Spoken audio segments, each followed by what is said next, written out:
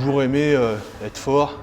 C'est un peu, même les super-héros, quand vous êtes enfant, vous regardez les super-héros, c'est toujours des gens très musclés, très forts. Le fait d'être un vrai viril, costaud, imposant, c'est ce côté qui m'a attiré. Donc, je m'appelle Alexandre Hulin, j'ai 33 ans, je fais 1m90 pour 140 kg, je suis policier municipal et strongman. Ça fait plus de 10 ans que je fais de la musculation en sport de force. J'ai pratiqué plusieurs disciplines, donc la force athlétique et maintenant le strongman. Le but, ça va être de déplacer la charge la plus lourde sur une distance la plus grande, voire répéter le nombre de répétitions au niveau des charges portées. Un tournoi, c'est généralement 5 épreuves différentes qui peuvent mettre en partie le haut du corps, le bas du corps, des épreuves de tirage. C'est défini par un nombre de points. Le premier, s'il y a 10 athlètes, le premier remporte 10 points. Le second, ainsi de suite, ça descend en nombre de points. Et à la fin, il y a un classement final. Et celui qui accumule le plus de points remporte le championnat. J'ai remporté le FIBO amateur. J'ai fait top 10 à l'Arnold Classic. En 2019, j'ai fait vice-champion de France. Et c'est déjà pas mal. C'est une fierté. C'est une fierté et c'est entre guillemets l'accomplissement et le bout de l'entraînement. Après, moi, je suis dans l'esprit vraiment compétition. Je suis compétiteur dans l'âme. Si je m'entraîne, il faut un objectif.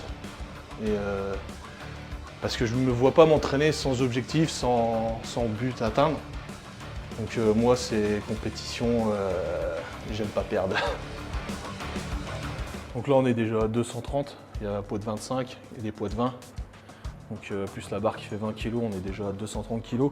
Je vais faire 2 répétitions et comme ça, je rajouterai 20 kg au total, 10-10, et on sera à 250 kg.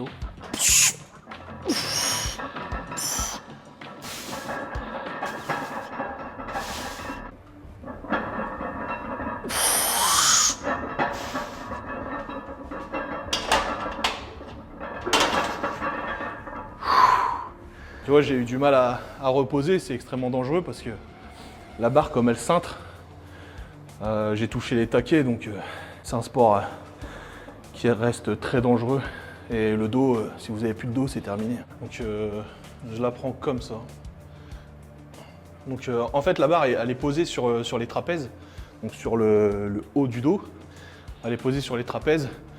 Et les doigts, en fait, c'est juste pour éviter qu'elle parte, qu'elle glisse sur le bas du dos. Et au niveau des mains, il n'y a aucune force de portée, on pourrait dire. Dernier championnat que j'ai fait, 2 semaines avant la compétition, je me suis retourné le doigt tout bêtement en prenant un sac de 130 kg. J'avais pris le sac, j'avais fait ça en fait. Tac, tac, et mon doigt il s'est retourné tout bêtement. Donc au niveau du matériel, il faut du matériel spécifique pour du strongman. Et c'est pas réalisable dans toutes les salles au vu de la dangerosité des mouvements. Donc là, tu as ce qu'on appelle des farmers. Donc le principe, c'est de rajouter des disques de poids ici. Ça va mettre en action votre grip. Donc c'est la poignée de main. Et le principe de cet exercice, donc ça va être de partir avec les poids stoppers ici, le lever et ensuite de se déplacer. Donc ça, c'est des épreuves qui sont dynamiques. Vous avez aussi également un porteur. Donc là, le but du porteur. Le but du porteur, c'est pareil, c'est un exercice dynamique. Contrairement à ce que je fais comme entraînement aujourd'hui, c'est du statique. Donc là, c'est pareil. Donc déjà, le cadre à vide, il fait déjà 50 kg. Le but de cet exercice, ça va être de venir en dessous, gainer le corps, lever et de marcher avec. Donc ça, c'est un exercice dynamique. Et en période de compétition, généralement, on est dans des charges qui vont de 350 kg en catégorie amateur ils peuvent aller jusqu'à 500 kg dans les catégories professionnelles. C'est assez courant de voir des gens marcher sur une distance de 20 mètres, voire 25 mètres, avec 450 kg sur le dos.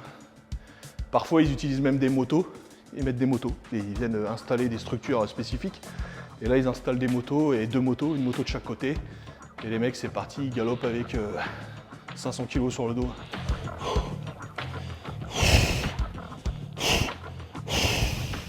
Je m'allonge sur un individu, les 140 kg, je peux lui écraser la cage thoracique, hein, par exemple. Après, c'est à moi aussi de faire attention de mon côté. Moi, je suis policier, je suis là pour protéger les gens, servir les gens. Je suis pas là pour venir me battre avec les gens. Mais si, malheureusement, il m'arrive parfois d'interpeller un individu, je vais plutôt utiliser ma force pour l'empêcher de gesticuler ou même porter des coups. Mais en aucun cas, moi je suis là pour taper les gens. Sur le terrain, les gens quand ils me voient au premier abord, ça les intrigue. Ils sont même curieux. Contrairement à ce qu'on pourrait penser, ça pourrait leur faire peur. En plus j'ai des tatouages, ça pourrait un peu leur montrer un côté un peu brutal, mais non, en fin de compte, ils viennent prendre contact, ils viennent discuter. Et ça apaise même les tensions parce que quand on descend d'un véhicule et qu'on fait 1m90, 140 kg, ça apaise les tensions.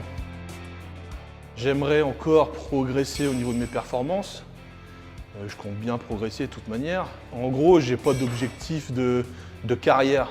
Donc si je peux le faire toute ma vie, je le ferai toute ma vie. Ou après, j'essaierai plutôt de donner mon expérience à des jeunes débutants. Les protéger surtout. Éviter qu'ils fassent des mouvements dans des mauvaises postures, qu'ils soient les aiguiller. Ce que j'aurais aimé qu'on fasse avec moi quand j'ai débuté.